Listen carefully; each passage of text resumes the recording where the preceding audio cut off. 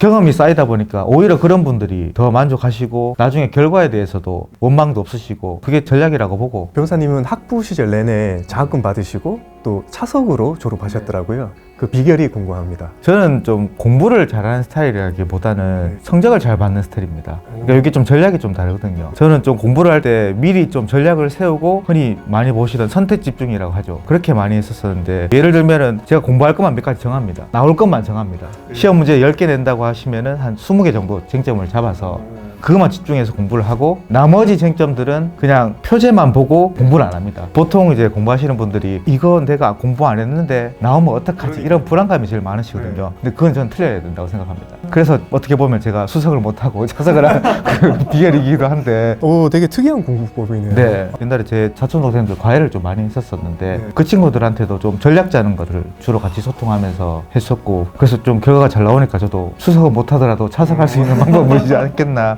이런 생각이 들더라고요. 변호사님께서는 처음에 건축학과 셨죠. 예, 그런데 변호사가 되겠다고 했었을 때 주변 반응이 좀 우아했었을 것 같기도 하고 궁금하거든요. 과거 고등학교 때까지 이과 공부만 하고 있다가 처음으로 문과로 전향하게 되는 거라서 저를 잘 모르시는 분들은 그게 되겠냐, 허튼 시간 보내는 거 아니냐 이런 우려가 많았었고, 친한 친구들은 나중에 자기 뭐 고용해달라 이런 수준에서 많이 응원했었고, 제가 할 수 있었던 거는 저희 부모님입니다. 어릴 때부터 부모님이 제가 선택하는 방향으로 하는 게 응원해 주셨지 방향을 먼저 제시하시거나 이런 경우는 없었거든요. 처음에 말씀하셨을 때도 해봐라 이렇게 하셔가지고 나중에 들어보니까 우려하셨다 하더라고요. 저한테 티는 못 내시고. 첫 입학 시험에서는 한 번 떨어진 경험이 있거든요. 그때도 부모님이 조금 반대하실 수도 있는데 제가 한 번 더 해보고 싶다고 하니까 흔쾌히 더 해보는 게 좋지 하면서 어떻게 보면 제가 변호사가 될 수 있었던 것 같습니다. 변호사님, 그러면은 변호사 시험을 합격한 비결이 궁금합니다. 앞에 말씀드린 거랑 비슷한 맥락이긴 한데 전문 시험일수록 양이 아주 방대합니다. 그렇기 때문에 대부분 전부 다 봐야 된다고 생각하시면 너무 두려움도 많고 쉽지 않습니다. 그래서 제가 앞에 말씀드린 대로 이것도 선택 집중이죠. 주로 보면 이제 민법 같은 경우에는 중요 쟁점들 위주로 시험에 항상 나오는 문제들 이런 것들을 주로 공부를 하고, 틀려도 되는 문제들은 진짜 보기만 보고 만약에 이게 문제로 나왔다 그러면 소설을 쓴다는 마인드로 그렇게 하면은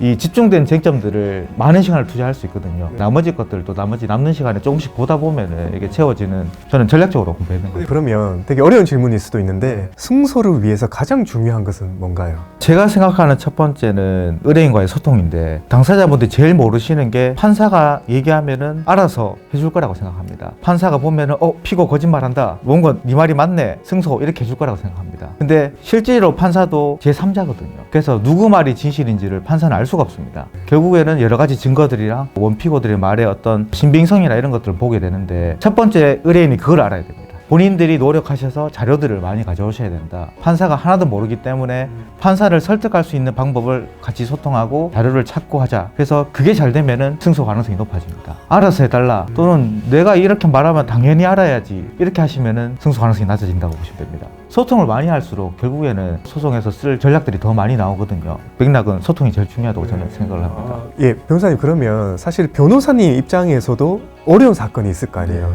어떻게 헤쳐나가세요? 많이 알고 있으신 방법입니다. 오래 생각할 수밖에 없습니다. 보통 이 어려운 사건이 딱 들어오면은 일주일 내내 그 생각만 하게 됩니다. 이걸 어떻게 해보지? 거기에는 어떤 증거가 있었더라? 당사자는 어떤 말을 했더라? 생각하면서 다니다가 갑자기 딱 아이디어가 들어올 때 있습니다. 그러면 그때 빨리 적었다가 사무실 가서 서면으로 작성을 하고, 또는 당사자한테 전화를 해서 이거 혹시 찾을 수 있냐라고, 그럼 갑자기 찾는 경우도 있고, 결국에는 깊은 고뇌를 하는 수밖에 없는 것 같습니다. 우리가 몰랐던 부분 있잖아요. 예를 들어서 변호사 광고를 맡거나 하면은 그 업에 대해서 공부를 해야 된단 말이에요. 이런 경우에는 어떻게 하세요? 저희는 법을 잘 아는 거지 그 특정 분야에 대한 뭐 지식이 있는 건 아니거든요. 그래서 이게 이제 결국에는 소통하면서 이 부분은 어떻게 작업을 하시는 거냐, 또는 여기는 어떻게 하는 거냐 이렇게 물어보고, 아니면은 그 현장을 방문하거나, 저희도 조사가 필요합니다. 그리고 덧붙이자면은 이 작업이 판사한테 설득하는 것도 중요합니다. 판사님도 결국에는 그 업을 해보신 분들이 아니기 때문에 잘 알지 못하실 수도 있거든요. 그런 경우에는 이제 당사자한테 판사가 이걸 모를 수가 있다, 아예 처음부터 설명한 것처럼 해야 되기 때문에 나한테 똑같이 설명을 해달라. 그러면 내가 3자 입장에서 판사가 알아들 수 있을지 판단해 보겠다. 좀 멘탈에 관한 질문인데요. 결과가 둘 중에 하나잖아요. 이기거나 지거나. 졌을 때 그 멘탈 관리를 어떻게 하세요? 제가 예상하지 못한 패배가 나오게 되면은 정말 당황스럽습니다. 당사자한테 어떻게 얘기하지? 이게 왜 졌지? 어떻게 해야 되지? 이런 고민들이 많아서 캐치하는 방법은 부딪히는 수밖에 없어서 나도 이해가 안 된다. 이런 판결문이 우리가 했던 얘기랑 다르게 판사가 전혀 다른 방향으로 판결을 했다. 나도 잘 이해가 안 된다. 혹시나 변호사마다 견해가 다를 수 있으니까 다른 분들한테도 조언을 한번 해보시고 저랑 의견이 같다고 하시면은 다음 항소까지 해보자. 솔직하게 말씀을 드리는 편입니다. 그래도 그렇게 얘기하면 의뢰인은 좀 납득을 하겠네요. 그래도 원망하시는 분들도 있고 결과에 대한 책임은 져야 되는 거니까 소통을 하면서 어느 정도 결과에 대해서 서로가 얘기를 합니다. 이런 부분이 부족하게 되면은 패소할 수도 있다. 상담할 때부터 솔직하게 말씀드리고 시작하는 거라서 납득이 안 되는 판결이 났었을 때 속으로 어떤 생각하세요? 아 판사님이 참 내랑 생각이 다르시구나 이렇게. 네. 그러면 진짜 멘탈이 부서질 것 같아요. 그런 면에서는 또 저희도 한번 고민을 해봅니다. 왜냐하면 저도 제 3자 입장에서 시작을 하지만은 저희 당사자 이야기만 듣다 보면은 이쪽 편이 돼버립니다. 그래서 제 3자 입장이 안 되는 경우가 조금씩 있거든요. 결과를 예측하는 방향에서는 제 3자 입장에서 봐야 되거든요. 그 판사님이 어떻게 보면은 동시에 원피고의 말을 듣고 하기 때문에 제일 중립적인 입장에서 보기 때문에 그런 면에 대해서 다시 한번 생각해보고 그래도 이거는 납득하기 어렵다 생각되면은 그렇게 설명을 드리는 편입니다. 그 한 사건에도 수많은 등장인물들이 등장하잖아요. 변호사님들이 그런 이름을 다 외우고 계신 것도 굉장히 대단하다고 생각했었거든요. 저는 일반적으로 소송 자료들을 보시면은 이름으로 써져 있지 않습니다. 원고라고 적혀 있고요. 피해자라고 적혀 있고 역할이 적혀 있습니다. 역할로 기억을 하게 되면 쉽게 기억이 되거든요. 어떤 사건에 스토리가 있고 그 스토리에 어떤 역할을 하는 사람이 있다. 이렇게 기억을 하면서 하다 보면은 그 사건에 대한 진행 상황들은 다 기억할 수 있고 그게 반복되다 보면은 그 역할이 누구였다가 매칭이 되는 겁니다. 뭐 예를 들어 공사를 하는 분은 공사를 맡기신 도급인, 공사를 하는 수급인 다 이런 표현을 쓰기 때문에 구체적으로 이름을 기억하는 경우는 잘은 없습니다. 사실 변호사업계도 지금 굉장히 치열하잖아요. 네, 맞습니다. 경쟁이. 그래서 지금은 사실 변호사도 이제 영업을 해야 되는 시대가 왔고 그런 전략들이 좀 궁금합니다. 저는 최대한 솔직하게 얘기하는 편입니다. 보통 이제 솔직하게 말씀을 드리면은 다음에 다른 분들을 소개시켜 주시고 이분은 영업적으로 하신다 또는 돈을 벌려고 하시는 거 아닌 것 같다. 이분한테는 믿고 맡길 수 있다. 그게 조금 쌓이면서 저는 이제 제 의뢰인들이 늘어나는 편인데 물론 저희가 사건 하나 더 선임하려고 하면은 조금은 과장을 하거나 또는 숨겨야 되는 부분도 있을 수 있는데 그게 결과적으로는 저는 이득이 안 된다고 보기 때문에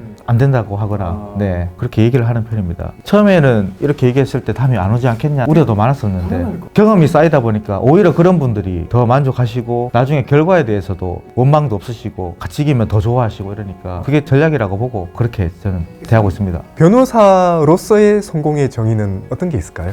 제가 평소에 성공이라는 목표나 성공에 대해서 고민을 없이 살았던 것 같습니다. 딱 한 번 지금 어느 정도 조금 성공했구나 이런 생각이 들었을 때는 아주 평범한 겁니다. 이게 와이프랑 해외 그때 가서 운전을 하면서 석양을 보는데 아 성공했구나 이런 생각이 딱 들더라고요. 내 가족의 행복 또는 나의 행복 이런 것들을 누릴 수 있거나 지킬 수 있는 게 어떻게 보면 성공이고 그게 또 변호사의 성공과도 이어지지 않겠나. 네. 법무법인 동승의 이재강 변호사님을 모시고 저희가 성공에 대해서 얘기를 나눠봤었는데요. 오늘 너무 인터뷰 만족하는 시간이었고요. 꾸밈 없이 사람들과 소통하는 게 가장 정답이다라는 말씀이 오늘 내용의 핵심이었던 것 같습니다. 오늘 나와주셔서 감사하고요. 다음번에 좋은 기회로 변호사님 모시도록 하겠습니다. 변호사님 고맙습니다.